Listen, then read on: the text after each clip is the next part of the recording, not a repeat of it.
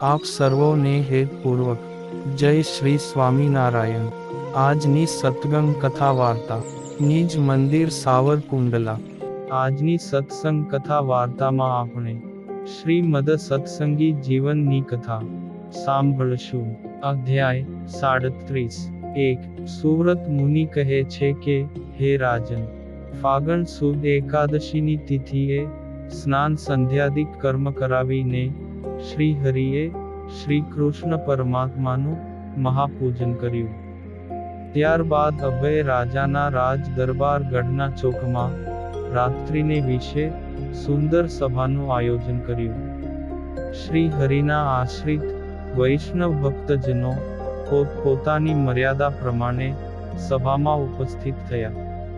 સભાના મધ્ય ભાગમાં ઊંચા સિંહાસન ઉપર ભગવાન શ્રી હરિ આકાશમાન તારા મંડળની મધ્યે 16 કળાએ ખીલેલા ચંદ્રમા શોભે તેમ શોભતા હતા। સંત વૃંદ તથા ગૃહસ્થ ભક્તજનોએ શ્રી હરિનું પૂજન કર્યું તથા શ્રી કૃષ્ણના સંકીર્તન સાથે રાત્રિએ જાગરણ કર્યું। તે સમયે શિયાણી ગામના રહેવાસી શિવરામ વિપ્રનું આગમન થયું। આ વિપ્ર મુમુક્ષુ હતા, ધર્મનિષ્ઠ અને શાસ્ત્રના અર્થો જાણવામાં વિચક્ષણ હતા। સૌવીર દેશના અધિપતિ હરિસિંહ રાજાએ ભગવાન શ્રી હરિની જ્ઞાતિ, દેશ અને સંપ્રદાય ક્યાં છે તે જાણવાની ઈચ્છાથી શિવરામ વિપ્રને દુર્ગપુરમાં મોકલ્યા।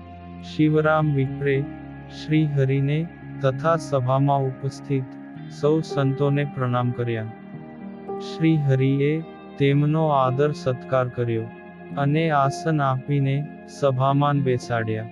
શ્રી હરિએ આગમનનું કારણ પૂછ્યું, તેથી શિવરામ વિપ્ર શ્રી હરિ પ્રત્યે કહેવા લાગ્યા કે, હે સ્વામિન, પૃથ્વી પર નૂતન સંપ્રદાયનું પ્રવર્તન કરનારા તમારી સજ્જન પુરુષો દ્વારા થતી પ્રશંસા અને દુર્જનો દ્વારા થતી નિંદાનું શ્રવણ કરીને આશ્ચર્ય પામેલા સૌવીર દેશના અધિપતિ હરિસિંહ રાજા તેમાં સત્ય શું છે એ જાણવાની ઈચ્છાથી આપના ચરણ સેવક મને તત્કાળ આપની સમીપે મોકલ્યો છે। હે સંતોના સ્વામી, અત્યારે આપના ને આપના આશ્રિત સંતોના દર્શન કરતાની સાથે જ આપના સત્સંપ્રદાય વિશે મારા સમગ્ર સંશયો દૂર થયા છે। છતાં પણ અમારા મહારાજાના સંશયના નિવારણને અર્થે એમણે પૂછેલા કેટલાક પ્રશ્નો કરું છું। શિવરામ વિપ્રે શ્રીહરિને પૂછેલા 18 પ્રશ્નો। હે ભગવન, આપનો દેશ કયો છે? આપની જન્મભૂમિ કઈ છે? આપની જ્ઞાતિ કઈ છે? આપના પિતાનું નામ શું છે? આપનો વેદ કયો છે? આપની શાખા કઈ છે? આપનું ગોત્ર કયું છે? આપના પ્રવર કેટલા છે? આપનો સંપ્રદાય કયો છે? આપને વૈષ્ણવી દીક્ષા આપનારા ગુરુ કોણ છે? આપને કયું શાસ્ત્ર પ્રિય છે? આપ કેવા પ્રકારની ભક્તિ કરો છો? આપના આશ્રિતો અનેક દેવતાઓનું પૂજન અને સ્થાપન કરે છે, તેમાં આપ કયા ઈષ્ટદેવને માનો છો? અન્ય દેવતાઓનું કયા હેતુથી પૂજન કરો છો? આપના સંપ્રદાયમાં કુળદેવી કોણ છે? કંઠમાં ધારવા યોગ્ય કંઠી કેવા પ્રકારની માન્ય કરેલ છે? તિલક કેવા પ્રકારનું માન્ય કરેલ છે? તથા લોકના સાધુ સંતોથી તદ્દન વિલક્ષણ રીતે વર્તતા આપના સાધુઓને આપના આશ્રિતો પરમહંસ શબ્દનો પ્રયોગ શા માટે કરે છે? હે પ્રભુ, સત્ય હકીકત જાણવાની ઈચ્છાથી અમારા મહારાજાએ આ પ્રશ્નો પૂછાવ્યા છે, તેથી કૃપા કરી આના પ્રત્યુત્તરો આપો।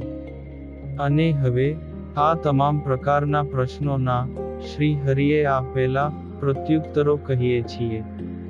સુવ્રત મુનિ કહે છે કે, હે રાજન, હરિસિંહ રાજાએ પૂછાવેલા પ્રશ્નોનું શિવરામ વિપ્રના મુખેથી શ્રવણ કરીને ભગવાન શ્રી હરિ પોતાના ભક્તજનોને નિસંશય કરવા માટે યથાર્થ ઉત્તર આપવા લાગ્યા કે, હે વિપ્ર, ઉત્તર કૌશલ દેશમાં અયોધ્યા નામે નગર છે.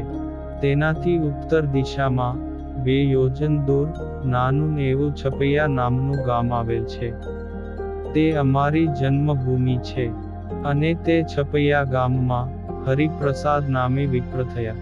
તેમની સરવરિયા જ્ઞાતિ ને અટક પાંડે હતી. તેઓ મહાબુદ્ધિમાન ને ધર્મરૂપી કીર્તિને ધારણ કરનારા શ્રેષ્ઠ બ્રાહ્મણ હતા. તથા સુરનેતા નામે રાજાના વંશજો તેમના ચરણની સેવા કરતા હતા. એ વિપ્ર અમારા પિતા થાય છે. તેમજ સાવરની અમારું ગોત્ર છે. ભાર્ગવ, વૈતહવ્ય ને સાવેતસ એ અમારા 3 પ્રવરો છે. સામવેદ અમારો વેદ છે. કૌથુમી અમારી શાખા તથા પિતા આદિક સંબંધી જનો મને નીલકંઠ નામે સંબોધન કરીને બોલાવતા હોવાથી મારું નીલકંઠ નામ છે. હે શિવરામ વિપ્ર, બાલ્યાવસ્થાથી આરંભીને અમને અસત્ય પુરુષોને બાલ ક્રીડામાં અરુચિ વર્તતી હોવાથી નિરંતર સત્પુરુષનો જ સમાગમ કર્યા કરતા. હે વિપ્ર, જન્મથી 8મે વર્ષે પિતા થકી ઉપવિત સંસ્કાર પ્રાપ્ત કર્યા. ત્યારથી આરંભીને આદરપૂર્વક બ્રહ્મચર્ય વ્રતનું યથાર્થ પાલન કરું છું. પૂર્વના શુભ સંસ્કાર અને મહાપુરુષોના અનુગ્રહથી મારા અંતરમાં ભગવાન શ્રી કૃષ્ણને વિશે સ્વાભાવિક જ વિશુદ્ધ અનુરાગ વર્તે છે. શ્રીમદ ભાગવતાદિક પુરાણોનું શ્રવણ કરતા મને અંતરમાં પ્રત્યક્ષ ભગવાન શ્રી કૃષ્ણના દર્શન કરવાની ઈચ્છા જાગૃત થઈ ને ગૃહ આદિક પદાર્થોમાં અરુચિ ઉત્પન્ન થઈ. ત્યારબાદ તીવ્ર વૈરાગ્યથી સંબંધી જનો અને ઘરનો ત્યાગ કરીને મેં વનની વાટ લીધી. મારા અંતરમાં પ્રત્યક્ષ ભગવાન શ્રી કૃષ્ણના દર્શન કરવાની ઉત્કંઠા હતી. તેથી તેના દર્શન કરાવનારા સદ્ગુરુની શોધ કરતા કરતા પૃથ્વી પર રહેલા મુક્તનાથ આદિક પુણ્ય તીર્થોની મેં એકલા અટુલા જ તીર્થયાત્રા કરી. જગતની અંદર જે ગુરુ તરીકે, મહાપુરુષ તરીકે, સિદ્ધ પુરુષ તરીકે અને શાસ્ત્રના પ્રકાંડ પંડિત તરીકે વિખ્યાત હતા, તેમની સમીપે જઈને વિનમ્ર ભાવે પ્રશ્ન પૂછતો હતો કે જે ઉપાયો કરીને પ્રત્યક્ષ શ્રી કૃષ્ણનું દર્શન થાય, તે ઉપાય જો તમે જાણતા હો તો કૃપા કરીને મને જણાવો. મારા પ્રશ્નને સાંભળીને કેટલાક ગુરુઓએ મૌન ધારણ કર્યું ને કેટલાકે કુત્સિત વચનોથી તે જ ક્ષણે મારું અપમાન કર્યું. આ રીતે કોઈ પણ સ્થળે મારા પ્રશ્નનો ઉત્તર થયો નહીં ને જે વ્યક્તિએ ઉત્તર આપ્યા તે અવળા જ ઉત્તર આપ્યા છતાં તેઓએ કરેલા અપમાનો મેં સહન કર્યા ને અંતે તેમનો ત્યાગ કર્યો. પૂર્વે ઋષભ દેવના પુત્ર જડ ભરતે જેમ દુર્જન પુરુષોએ કરેલા અપમાનો અને કુત્સિત વચનો સહ્યા, તે જ રીતે અસદ્ગુરુઓએ કરેલા ઉપદ્રવો મેં સહન કર્યા.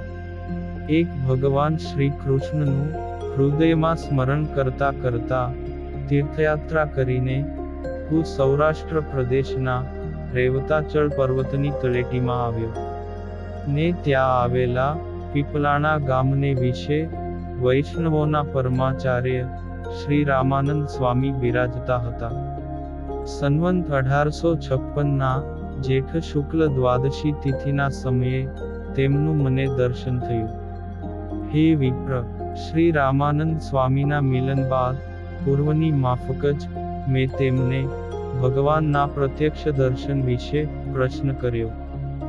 જે સાંભળીને પ્રસન્ન થયેલા શ્રી રામાનંદ સ્વામી મધુર વચનોથી મને કહેવા લાગ્યા કે હે વર્ણિન્દ્ર, તમે અત્યારે જ અહીં આસન સ્થિર કરીને બેસો ને શ્રી રાધા કૃષ્ણ નામના મંત્રનો જપ કરીને મનમાં તેમનું ધ્યાન કરો.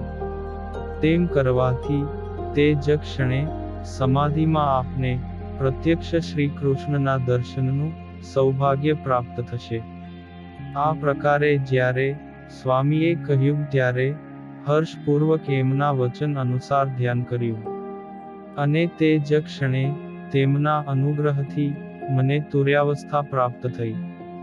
તે અવસ્થાને વિશે હૃદય કમળમાં અલૌકિક તેજપુંજનું દર્શન થયું. ને તેમાં વૃંદાવન વિહારી શ્રી કૃષ્ણ પરમાત્માનું દર્શન થયું. એ ભગવાનની રાધા રમાદિક શક્તિઓ સેવા કરતી હતી. ને સ્વયં પરમાત્મા વેણુનો નાદ કરી રહ્યા હતા. અને હવે પછીની કથા વાર્તા આપણે આગળના ભાગમાં સાંભળશું. અત્યારે આપ સર્વોને ભાવથી જય શ્રી સ્વામિનારાયણ.